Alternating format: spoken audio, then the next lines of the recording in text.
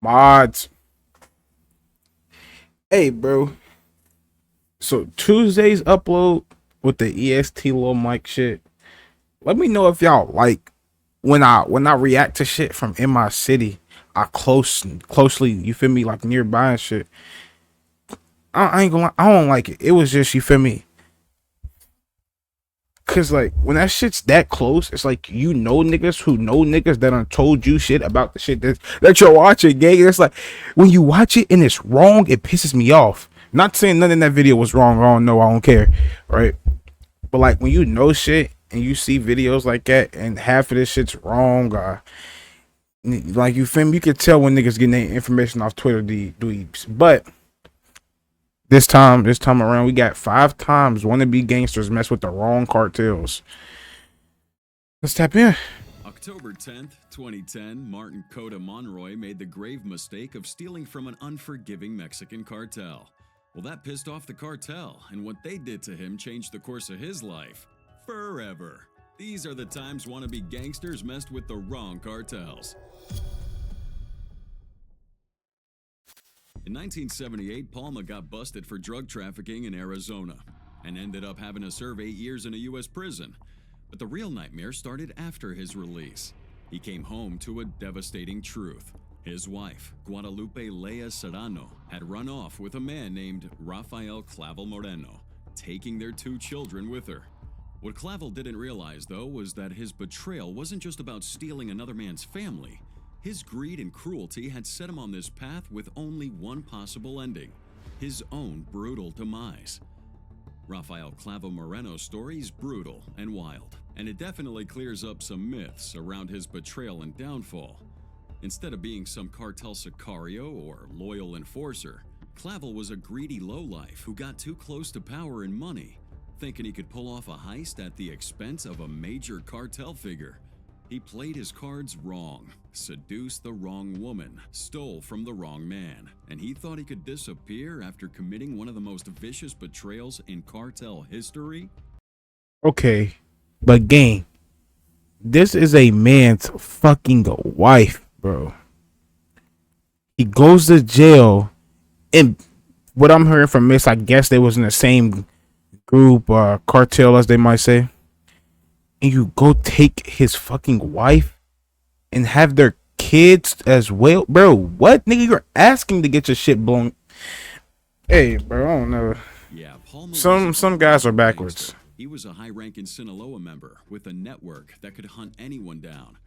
Moreno thought he was playing the long game here, but in reality, he was just another opportunist who bit off more than he could chew. A Venezuelan trafficker with a knack for manipulation, he wasn't a big-time cartel boss or a feared enforcer. He was a smooth-talking snake who got in over his head. His biggest claim to fame?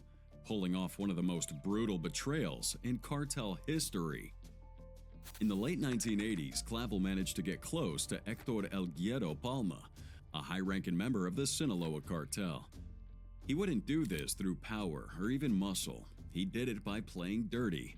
Clavel seduced Palma's wife, Guadalupe Lea Serrano, convincing her to steal $7 million from her husband's accounts. That alone was pretty bold, but then Clavel wasn't content with just money. He would take it to a level so twisted that even seasoned cartel members were disgusted. After stealing the cash, Clavel murdered Guadalupe, strangling her in a hotel room in San Francisco.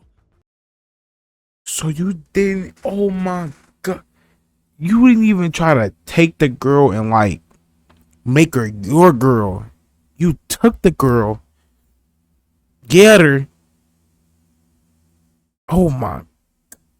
Now, later myths would say that she was beheaded and her body actually dumped at a campground. Clavel then kidnapped Palma's 2 young children, Jesus and Natalie, and takes them to Venezuela and throws them off a bridge, their bodies landing in a shanty down below. It's a crime so vicious it would spread fear amongst cartel circles. Clavel wasn't acting like a disciplined trafficker, but more like a reckless madman, desperate to prove himself. Now, what Clavel failed to realize was that in this cartel world, actions like this don't go unpunished. Palma, devastated and enraged, goes on this relentless rampage for revenge with the aid of his allies in the Sinaloa cartel. He initially believed that his old boss, Miguel Angel Felix Gallardo, was behind the killings. This would lead to a brutal war between Palma and Gallardo's factions, with numerous executions on both sides. However, when Palma learned the truth that Clavel had acted out of sheer greed, well, he made it his mission to hunt them down. Clavel's downfall came swiftly. Palma's men tracked him to Venezuela, where they systematically eliminated anybody associated with him, friends, family, even his landlord. But the real payback would come when Clavel was cleverly captured and thrown into a Caracas prison. Under Palma's orders, Clavel was brutally raped, stabbed, and ultimately castrated before being left to die in deep agony. His body was discarded like trash, a message to anyone who thought they could cross the wrong cartel and survive. Clavel thought he was making a power move. In reality, he was just a pawn, in a world where real gangsters and cartel bosses don't give a shit. His story isn't one of dominance and strategy. It's of arrogance, betrayal, and ultimately a short-lived existence in a game he was never truly built to survive. Stealing from a cartel's pretty stupid, and then lying to them about it is simply worse. Yeah. That's the case of Martin Alejandro Cota Monroy, while dealing with one of Mexico's most dangerous cartels in a bid to be smart. But little did he know that this move would later alter the course of his life for the worse. It all started with a bad decision. Cota Monroy wasn't some high-level cartel boss. He was like a small-time player in a vast world of drug trafficking. And he would make a deadly mistake here.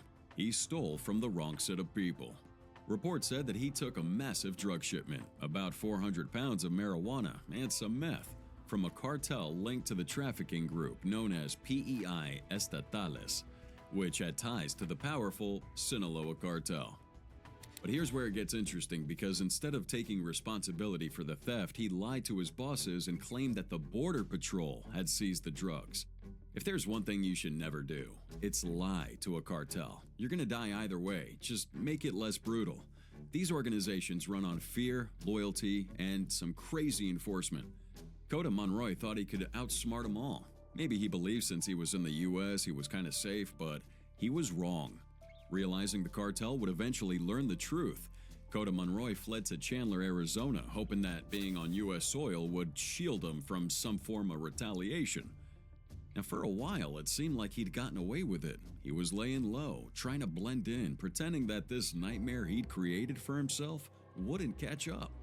But the cartel isn't known for forgiving or forgetting, and not long after his escape, sicarios would track him down. Now, these guys had a mission to send a message. Now, they wouldn't want him just dead. They had to make an example out of him. So on October 10th, 2010, Cota Monroy was at this... Before they tell the rest of this story, I just know this probably been going to be the worst I've ever heard in my ears in a while. Apartment complex in Chandler, Arizona, when these sicarios moved in.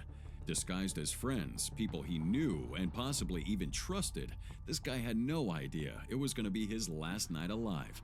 What happens next is something out of your best cartel execution video. They beat him, a sight so bad that even cops used to seeing the worst of humanity were just left in shock.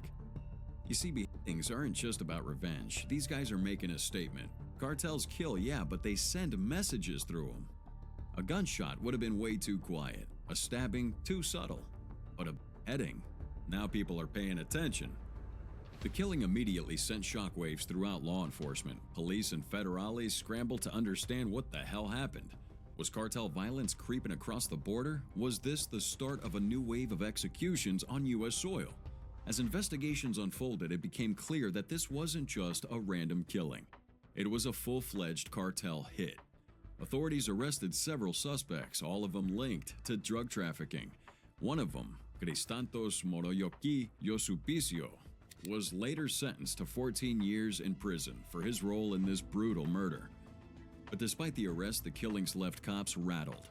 If cartels could track, capture, and decapitate anybody they want in the U.S., well, what the hell does that mean for the future? Are there going to be more cartel-style executions? Well, the feds and other agencies took notice. and now they're increasing their focus on cartel activity in the southwestern U.S. Cota Monroy's murder became a stark reminder of just how far-reaching the cartel's power and brutality could be. He had thought he was safe. He thought he could cheat the cartel and disappear into the U.S. But the cartels don't let that crap slide. They always collect their debts. Oh man, in August 2023, authorities made a chilling discovery. 13 bodies stuffed in freezers aboard trucks in a notoriously violent Mexican state. Alongside them's a message claiming responsibility from 4 letters, the CJNG. Now that's a sight that could traumatize a man for life. So what exactly led to this gruesome scene? Well, for context, Poza Rica is a city known for its oil wealth, and now it's become one of the most dangerous battlegrounds. The streets are soaked in blood, with gangs fighting to keep control, as the CJNG or Jalisco New Generation Cartel pushes forward with their signature brutality. This ain't just a turf war, people. We have a clash between an internationally feared cartel and local criminal networks who just refuse to go down without a fight. But as the bodies are piling up, it's clear that the CJNG has the upper hand, leaving Poza Rica in a state of terror. Nemesio Elemencho Oseguera, leader of the CJNG, has a reputation for taking over territories with sheer force. He doesn't like to negotiate, he just eliminates. Poza Rica, located in Veracruz, was never going to be an exception, but unlike other regions where CJNG has swiftly taken control, this city kind of put up a fight. You see, here you have local gangs with many roots to the once mighty Los Zetas, and they'd been operating here for years. These guys know the streets, had their own networks, and had become deeply embedded in the city structure. They weren't willing to hand it over without a war. And at the center of this battle would be a faction called Los Tercios, made up of former Zetas, defectors from CJNG, and remnants from Grupo Sombra. Now, they weren't the biggest force in Mexico, but they knew Poza Rica inside and out, using it to their advantage. They'd had support from corrupt officers, local politicians, and other criminal cells. But even with all their knowledge and connections, now they're up against a machine far bigger than themselves. Enter the CJNG, a highly organized and well-funded cartel, and they're not about to let this resistance slow them down. They moved into Poza Rica with their usual tactics: public executions, ambushes, and targeted police assassinations. They quickly turned the city into a war zone, mutilated bodies scattered everywhere as warnings to those who dare to oppose them.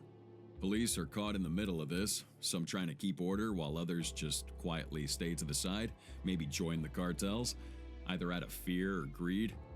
Those who refuse to cooperate with the CJNG will often end up in another gruesome statistic. Now, one of the key players in this battle would be El Coco, a feared CJNG enforcer. Rumors said that he had defected to Los Tercios, but that turned out to be false. El Coco had deep roots in the criminal world, once operating under a Zetas commander, Ciro El Puccini Gonzalez Perez. And after El Puccini was taken out, El Coco aligned himself with the CJNG, making him one of their most trusted men in Poza Rica.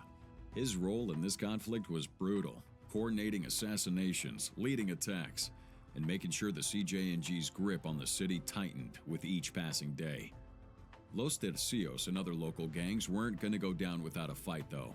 They go ahead and launch attacks on CJNG convoys, carry out their own ambushes, and even went after police officers who they believed was working with their enemies. Now, the violence escalates to a point where Poza Rica's police force could barely function. Cops resigned en masse, either too afraid to continue or because they'd been bought off. Entire neighborhoods became no-go zones, with poor civilians caught in the middle of a war they had no part in.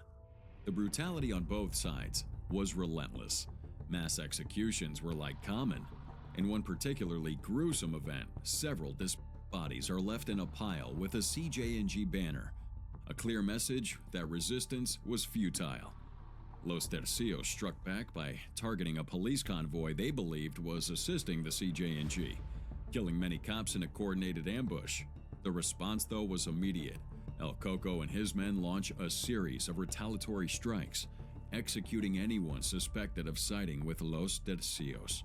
But no matter how much the local gangs fought, CJNG is just too strong.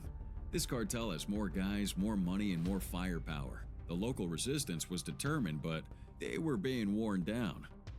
The real breaking point would come in August 2023. After years of bloodshed, the violence reaches a new peak when CJ&G launches a devastating series of attacks that wipe out several key members of Los Tercios. They go after the cops, business owners suspected of financing the rivals, and even local politicians. Poza Rica becomes a city under siege, with the government struggling to contain the chaos. So the Mexican government couldn't ignore this any longer. In response to the escalating violence, they launch a massive crackdown in August 2023, leading to the arrest of several cartel members from both sides. Dozens of ops were taken down, including some high-ranking figures within Los Tercios. But while the arrests made headlines, it wouldn't really change the reality on the ground. You see, the damage was done. The CJ&G had effectively asserted their dominance, proving that no matter how much the resistance had, they'd always be one step ahead. Now, for the poor people of Poza Rica, there's no victory anywhere, just survival. Businesses shut down, families fled, and those who remained, well, live in constant fear. The cartel had left a permanent scar on this city, and even with some guys behind bars, the CJ&G's power remains unchallenged. These guys had made their point. This was their territory now. But even now, the fight isn't completely over. There are still remnants of Los Tercios, whispers of the resistance. But the actual reality is pretty clear. CJ&G had won that battle, and Poza Rica will never be the same again. To have a group of people that have just such insane power, bro, it's like scary game. Like, imagine a government. Imagine the United States government. Never mind. The FBI is on the case of a missing Texas man they say bragged about stealing thousands of dollars from a Mexican cartel and then disappeared just 2 hours later. It all started with a boast. A reckless I've watched videos like this before. So how many times is it gonna take for people to understand if you're going to steal from anyone, do not post it on social media unless you have taken them off the map to where there is no threat to your life, like directly coming to you because they know who did it. Stop posting it on social media. claim made over the phone that would cost Eric Tadeo Ramirez everything. Let's go to March 24th, 2023, Laredo, Texas. Ramirez is talking with this woman on the phone, a convo that seemed casual but soon would turn dangerous. He makes a bold declaration. He'd stolen $50,000 from Cartel del Noreste, or CDN, which happened to be one of the most violent remnants of the once dominant Los Zetas cartel. But that wasn't the worst part. He laughed it off, saying that now he's in the US and had nothing to worry about. That was his first mistake. For some reason, Ramirez felt safe in Laredo, a border city, but it's still the US. He might have assumed that the CDN's reach wouldn't have extended beyond Nuevo Laredo, a stronghold just across the Rio Grande in Mexico. And maybe he believed that American law enforcement would protect him if anything went wrong. But for some reason, he forgot cartels don't play by the same rules as everyone else. A bunch of masked guys with their guns arrived at his residence in a blue pickup truck. They wouldn't knock. They forced their way in, grabbed him, and dragged him out of his home. His screams were futile, and no one could stop what was happening. This guy was shoved into a truck and taken straight to the Juarez-Lincoln International Bridge, the gateway between Laredo, Texas and Nuevo Laredo, Mexico. And what happened next is caught on surveillance cameras. And guys, it's nothing short of horrifying. The cartel's truck reaches the bridge. Ramirez makes a last-ditch effort to escape. The footage shows this bloodied man, Ramirez, managing to push the door open while the truck was still moving. He tumbles out, hits the pavement pretty hard. And for a brief moment, he must have felt like he had a chance.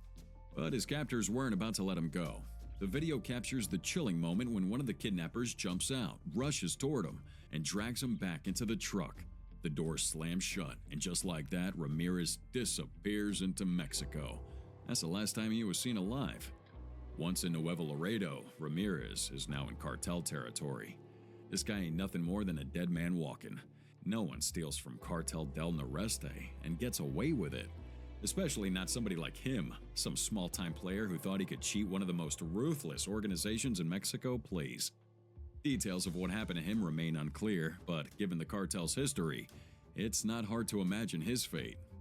CDN is infamous for its brutal executions, beheadings, dismemberments, and other unspeakable acts meant to send any kind of message they want. You see, when these people kill, it's a message for you, not to f*** with them. Back in the US, Ramirez's girlfriend and sister knew something was terribly wrong.